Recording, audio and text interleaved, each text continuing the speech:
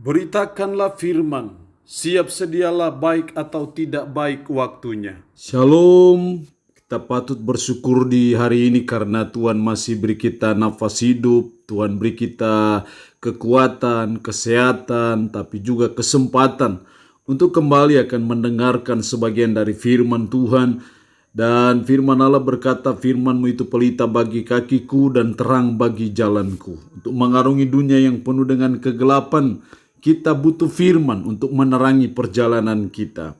Mari kita berdoa. Kami bersyukur dan memuji nama-Mu hari ini, karena Tuhan berikan kami waktu dan kesempatan kembali untuk kami akan mendengarkan sebagian dari firman-Mu. Roh-Mu yang kudus, tolonglah kami, urapilah dan berkatilah kami dengan firman-Mu di hari ini. Dalam nama Tuhan Yesus Kristus kami berdoa. Amin. Nat firman Allah yang menjadi perenungan kita bersama di hari ini, saya ambil dari Injil Lukas pasalnya yang ke-24, ayat 36 sampai dengan ayatnya yang ke-49. Secara khusus saya akan baca ayatnya yang ke-46, firmannya berkata demikian. Katanya kepada mereka, ada tertulis demikian, Mesias harus menderita dan bangkit dari antara orang mati pada hari yang ketiga. Demikian kebenaran firman Allah di hari ini yang intinya mengajar kita keistimewaan dari kebangkitan Kristus. Kita masih ada dalam suasana Paskah yang beberapa hari yang lalu saudara dan saya sudah memperingati, merayakan akan Paskah kebangkitan Kristus dari antara orang mati. Karena itu kebenaran firman Allah hari ini masih dalam rangkaian dengan peristiwa Paskah yang berbicara mengenai keistimewaan dari kebangkitan Kristus. Ada apa dengan Paskah? Ada apa dengan kebangkitan Kristus? Sehingga setiap tahun saudara dan saya memperingati, merayakannya. Pasti ada sesuatu yang penting, pasti ada sesuatu yang istimewa. Bahkan Yesus mengajarkannya, memerintahkannya bagi saudara dan saya untuk kita memperingatinya melalui perjamuan kudus untuk mengingat kematian dan kebangkitan Kristus bagi kita. Nah, hari ini secara khusus kita akan melihat apa sebenarnya keistimewaan dari kebangkitan Kristus itu secara khusus bagi saudara dan saya. Di sini setidaknya saya menemukan dua keistimewaan dari kebangkitan Kristus dari Injil Lukas 24 ayat 36 sampai dengan 49. Keistimewaan yang pertama dalam ayat 44, ia berkata kepada mereka, inilah perkataanku yang telah kukatakan kepadamu ketika aku masih bersama-sama dengan kamu, yakni bahwa harus digenapi semua yang ada tertulis tentang aku dalam kitab Taurat Musa dan kitab Nabi-Nabi dan kitab Mazmur. Harus digenapi semua yang tertulis tentang aku dalam kitab Taurat Musa dan kitab Nabi-Nabi dan kitab Mazmur. Dari ayat ini kita melihat bahwa ada keistimewaan dari kebangkitan Kristus yang setiap tahun saudara dan saya peringati. Dan yang pertama keistimewaannya adalah karena sudah dinubuatkan dari para nabi.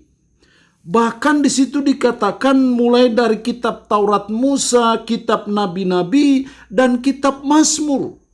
Kalau kita bicara kitab Taurat Musa itu bicara ribuan tahun.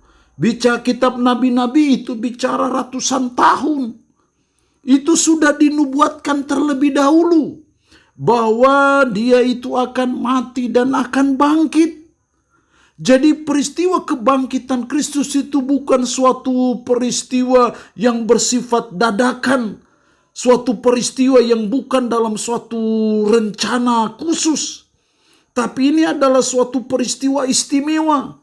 Karena apa? Kitab Taurat Musa sudah menubuatkannya. Kitab Nabi-Nabi sudah menubuatkannya. Bahkan kitab Mazmur juga sudah menubuatkan akan peristiwa kematian dan kebangkitan Kristus. Dan tidak ada suatu kejadian, tidak ada suatu peristiwa apapun yang bisa menandingi peristiwa ini. Karena sudah dinubuatkan ribuan tahun yang lampau. Ini berarti suatu peristiwa yang sangat penting. Peristiwa yang maha penting. Karena itu hampir semua nabi berbicara tentang itu. tentang kematian ataupun kebangkitan Kristus. Ini yang saya lihat sebagai suatu keistimewaan dari kebangkitan Kristus yang tidak ada bandingannya dan tidak ada taranya dalam hidup kita sebagai umat, sebagai orang percaya, yang harusnya menjadi suatu kebanggaan kita bahwa kebangkitan Kristus itu sudah direncanakan oleh Allah sejak ribuan tahun, ratusan tahun yang lampau. Dan itu digenapi persis terjadi. Makanya di situ bahwa harus digenapi. Dan memang itu terjadi.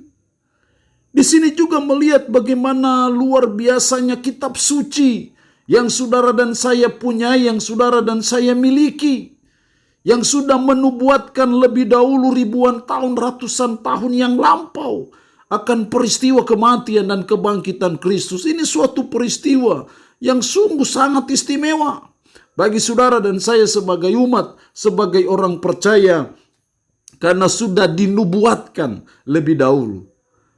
Tidak ada suatu peristiwa, tidak ada suatu kejadian yang sudah dinubuatkan ribuan tahun yang lampau kecuali suatu peristiwa kematian dan kebangkitan Kristus. Itu berarti bahwa ada suatu misi tertentu, ada suatu misi yang diemban, yang dibawa lewat kematian dan kebangkitan Kristus. Dan itu keistimewaan dari kebangkitan Kristus karena sudah dinubuatkan oleh para nabi ribuan ataupun ratusan tahun yang lampau. Yang kedua, apa keistimewaan dari kebangkitan Kristus? Dalam ayat 46 katanya kepada mereka ada tertulis, demikian Mesias harus menderita dan bangkit dari antara orang mati pada hari yang ketiga. Dan lagi dalam namanya berita tentang pertobatan dan pengampunan dosa harus disampaikan kepada segala bangsa mulai dari Yerusalem. Kenapa berita tentang pertobatan dan pengampunan dosa harus disampaikan, harus diberitakan? Pasti ada sesuatu dalam kematian dan kebangkitan Kristus, makanya itu istimewa. Di sini saya melihat keistimewaan dari kebangkitan Kristus adalah karena kebangkitannya yang memungkinkan adanya pengampunan dosa. Kebangkitannya yang memungkinkan saudara dan saya bisa mengalami apa yang namanya pengampunan dosa, dan akibat dari pengampunan dosa itu ada keselamatan, ada surga bagi saudara dan saya. Jadi ini merupakan sesuatu yang istimewa karena tanpa ada kebangkitan maka tidak ada pengampunan dosa. Dan kalau tidak ada pengampunan dosa itu berarti bahwa surga tertutup rapat bagi saudara dan saya, dan neraka terbuka lebar bagi saudara dan saya. Tapi kita bersyukur bahwa momentum kebangkitan Kristus dari antara orang mati itu menyadarkan kita, memastikan iman kita kepadanya, bahwa dia sudah bangkit dari antara orang mati, memungkinkan pengampunan dosa itu bisa terjadi. Makanya Yesus berkata, dan lagi dalam namanya berita tentang pertobatan dan pengampunan dosa harus disampaikan. Kenapa harus disampaikan? Karena kematian dan kebangkitan Kristus dari antara orang mati itu yang memungkinkan ada penebusan dosa, ada pengampunan dosa bagi saudara dan saya. Tanpa ada kebangkitan Kristus maka tidak ada pengampunan dosa bagi saudara dan saya. Dan kalau tanpa ada pengampunan dosa bagi saudara dan saya, itu berarti bahwa tidak mungkin kita memperoleh surga dan tidak mungkin kita memperoleh keselamatan. Disinilah keistimewaan dari kebangkitan Kristus, karena kebangkitannya lah yang memungkinkan adanya pengampunan dosa bagi saudara dan saya. Dan kalau ada pengampunan dosa, itu artinya bahwa ada keselamatan bagi saudara dan saya. Kalau ada keselamatan, itu berarti bahwa ada surga yang disiapkan dan sediakan Kristus bagi saudara dan saya. Karena itu berita ini harus kita sampaikan, harus kita beritakan kepada orang lain, supaya orang lain juga bisa mengalami pengampunan dosa yang dibuat oleh Kristus di Bukit Golgota, dan klimaksnya melalui kebangkitannya sehingga bisa terjadi pengampunan dosa. Inilah keistimewaan dari kebangkitan Kristus. Allah yang punya firman ini memberkati kita dengan firman-Nya hari ini. Amin. Mari kita berdoa. Puji syukur untuk kebenaran firman-Mu hari ini yang boleh mengajar kami akan keistimewaan dari kebangkitan Kristus. Karena sudah dinubuatkan oleh para nabi ribuan ataupun ratusan tahun yang lampau.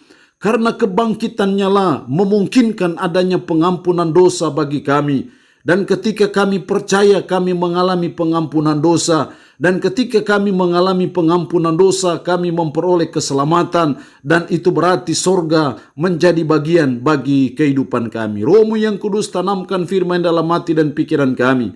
Dan sanggupkan kami untuk bisa memberlakukannya dalam hidup kami sehari-hari. Hamba mohon berkat Tuhan bagi umat-Mu yang boleh mendengarkan renungan harian di hari ini. Berkat jasmani, berkat rohani Tuhan limpahkan. Umat-Mu yang saat ini dalam keadaan sakit, hamba berdoa dalam nama Yesus. Tuhan lawat, Tuhan jamah, Tuhan sembuhkan dari sakit penyakit yang diderita. Terpuji-pujilah nama-Mu ya Tuhan. Dalam nama Tuhan Yesus Kristus kami berdoa.